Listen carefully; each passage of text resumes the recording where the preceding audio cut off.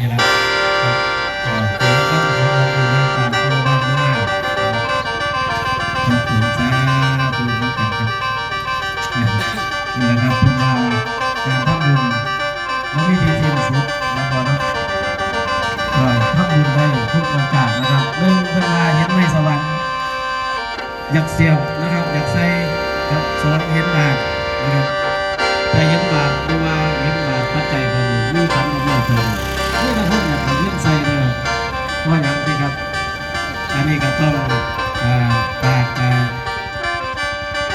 พอคิดนี่ไปถามคุณพ่อนะครับคุณพ่อท่านคุณพ่อคู่นะครับเข้าสิการที่เข้าเงินใส่บาทไม่ว่าการที่เข้าดีไม่สวรรค์ไม่เสียบที่บ้านที่ไปมันเป็นยังไงนะครับการไม่ทรงเรียกผมไม่ได้อาจจะขอพื้นที่ได้มาเปลี่ยนตัวแทนของมูห่างการขออำนวยไว้พ่อในพ่อแม่พี่น้องนะครับขอคุณครูรักบ้านคุณพ่อหลวงพ่อพระไสยซึ่งเป็นพระประจำบ้านประจำเมืองเฮาได้มาปกปักรักษาพ่อแม่พี่น้องให้อยู่เย็นเป็นสุข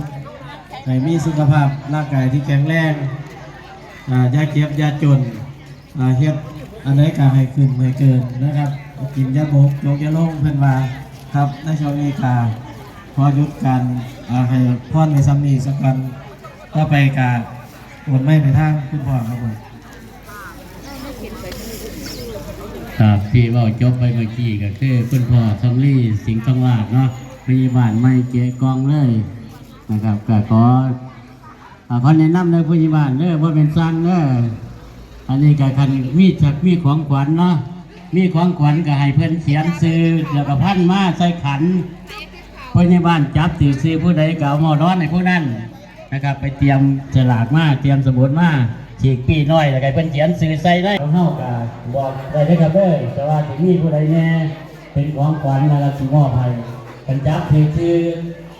ของซื้อผู้ที่เพื่อน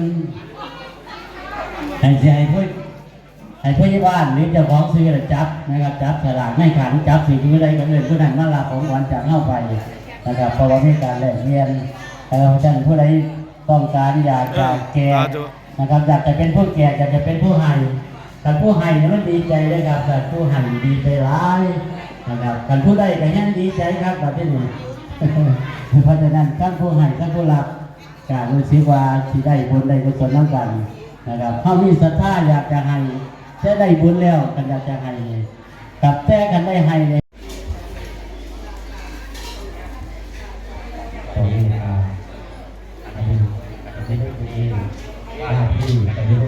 แล้วก็รถคุณพ่อที่เราจะเอาคนเข้า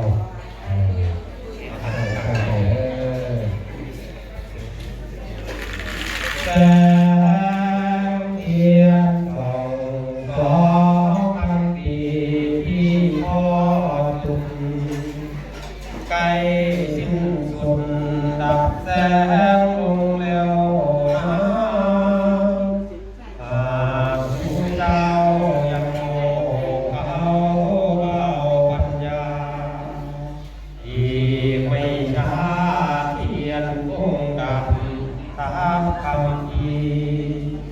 เทียนที่จุดหมดใจเมื่อไรดับเหมือนกับชีวิตที่พิกพาอายุน้อยไว้ยับจากคืนวันไม่ช้าพันชีวิตดับเหมือนกับเทียนตื่นมือเศร้าเห็นหน้าจังว่ายั่งคนว่าจะทำใจให้เบิกบานทำใจให้ฟุดพองให้มีความสุขในมือนี้มือต่อไปเอากระจังคอยไปลุยหน้าที่ของเฮาต่อบ่ว่าจะเป็นให้เป็นหน้าเป็นหัวเป็นสวนแต่ว่ามือนี้เฮาเอาบุญซะก่อนนะครับเนาะเฮามาเอาบุญซะก่อนบุญเป็นจังไดกับบ่มีผู้ใดฮู้เนาะครับเนาะแต่ว่าคันเฮาได้ทำแล้วเฮาก็มีความสบายใจนะบ่ไหวกันนิมนต์ก่อนปูนิมนต์ก่อนปูบ่ไหวแล้วว่าท่านว่าเอานิมนต์ไปพักผ่อนสักก่อนก็ได้ครับตอนนี้ก็ หลังจากใส่บาตรแล้วก็สิได้ตักบาตรเข้าสุกนะครับถึงจะบาตรมากท่านปีแค่นึงแล้วก็ขอแก้ข้าวให้ท่านขอปกป้องเลยครับเนี่ยเมื่อกี้นี่เป็นท่านเล่าที่ขอแก้ข้าวให้แต่ว่านาสังเกตนะครับเป็นเล่าแต่เรื่องของเราคือว่าปีนี้ปีพศ46เลยนะขอพูดถึงพี่น้องจนแต่ที่6มันเป็นที่6อีกทีโบ้เลย2 ปีแต่ว่าที่6ก็ว่าเป็น6เก่า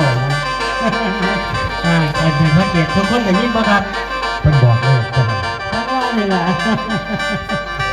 ผมสังเกตแต่ว่าเว้ากัน2หลายคนเลย46